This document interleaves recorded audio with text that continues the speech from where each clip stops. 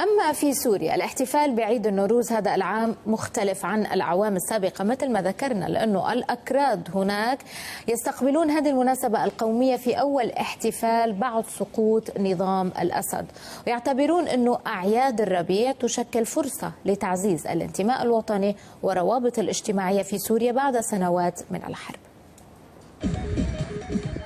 دبكات شعبية تعبر عن الفرح والحرية يتدرب عليها أعضاء فرقة روناك الكردية هنا في أطراف مدينة عمودة شمال سوريا، تحضيرا لعرضها على خشبة المسرح في عيد نوروز الذي يصادف يوم 21 من شهر مارس من كل عام.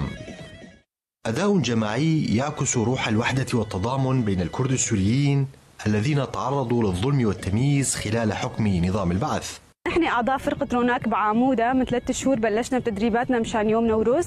طبعا تدريباتنا مكثفة، يوم نوروز قرب ونحن من خلال هذا الشيء عم نحاول نقدم ثقافتنا تراثنا لغتنا للجمهور. طبعا هذا الشيء كنا محرومين منه بوقت نظام الأسد، وهالسنة لها خصوصية عنا أكثر لأنه رح نطلع ونقدم هذا الشيء بكل أريحية.